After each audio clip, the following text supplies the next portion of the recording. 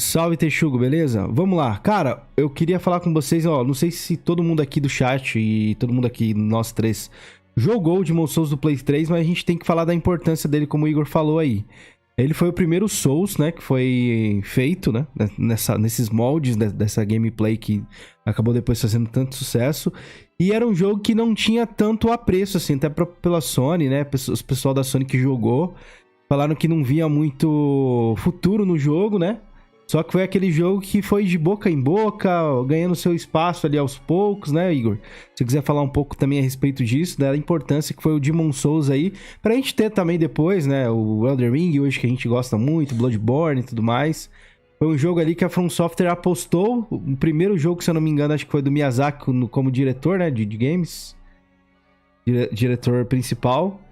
E foi um jogo de boca a boca, né? Ele não teve tanta tiragem, né? Também de mídia e tudo mais. Não foi lançado aqui, se eu não me engano, no Ocidente, logo de cara. O pessoal importava o jogo, né? E aí depois, aos poucos, as coisas foram caminhando. O que você pode falar um pouco aí também do Demon's Souls? Muito interessante falar disso. É a história do Souls. Então, assim, a galera que acha que o Souls-like existiu em Dark Souls 1, não exatamente. Até porque o Miyazaki, ele mexia com outra área, galera. Não era nem a área de jogos, tá? Eu não lembro agora. Não sei se ele estudava economia. Eu não vou falar agora exatamente que eu não lembro. Mas ele estudava outra área. Acabou entrando numa outra empresa aí que ele queria pagar a faculdade das irmãs dele. E de alguma forma ele conheceu um amigo que introduziu ele a um jogo chamado ICO. ICO. E nesse jogo ele já tinha elementos de RPG, de ação e tal. E ele se interessou muito por esse estilo de jogo. Era um jogo que não te falava muito, a lore ela é muito desconhecida, você não tinha aquela lore que jogava na sua cara tudo que estava acontecendo, você tinha que explorar, ler documentos, essas coisas para poder entender o que estava acontecendo. Por que eu tô falando isso? Porque lá para 2008 foi lançado Demon's Souls, sem a participação até então, 2008, 2007, sem a participação até então do Miyazaki. Neste momento, o diretor da Sony jogou, ele era responsável por testar os jogos e dizer se estava ok para ser lançado ou não. Ele jogou e falou, cara, isso aqui não dá. O jogo não é ruim, mas a curva de aprendizado ela é muito lenta. O que eu digo com curva de aprendizado? É aquela questão, tudo bem se o jogo é difícil, mas com o tempo você vai aprendendo as mecânicas, você vai entendendo o que ele quer de você e você vai melhorando e ficando bom. O problema do Demon's Souls antes do Miyazaki era a curva de aprendizado. Ela era muito, mas muito lenta. Era um jogo extremamente punitivo. E aí o diretor da Sony falou, a gente não vai lançar para o Ocidente. Esquece, não dá. Neste momento, antes um pouco, 1 ou 2 anos atrás, o Miyazaki ele já estava na From Software ajudando em algumas produções de Armored Core.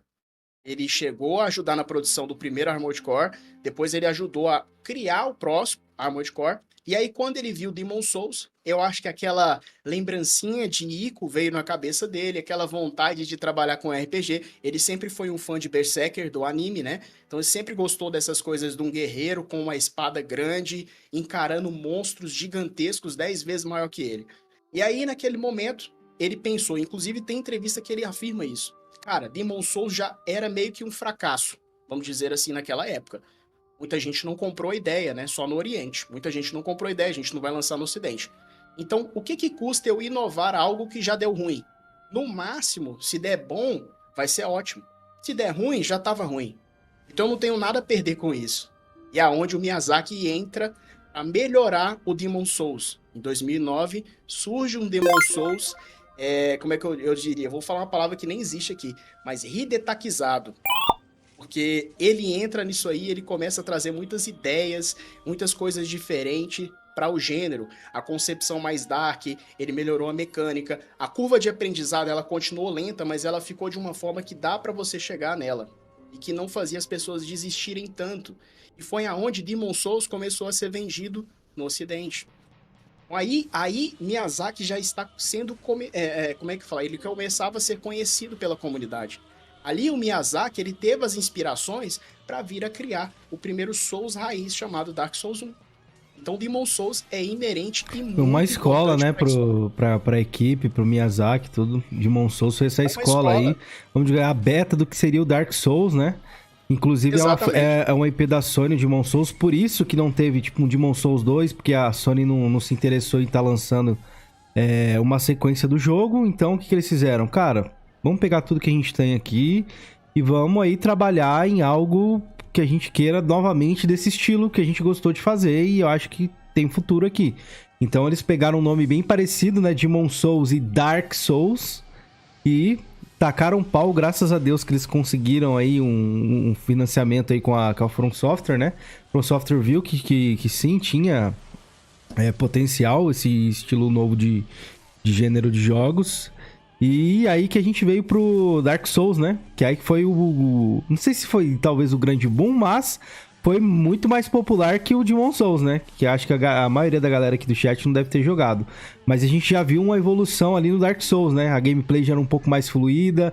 Vem a questão de lore, ele já foi um pouco mais aprofundada, né? A gente teve mais NPCs carismáticos, porque no Demon Souls, se você jogou mesmo, você percebe que não tem, tipo, tantos NPCs carismáticos. Pelo menos eu não acho tão legal, mas ele já introduziu algumas coisas, né?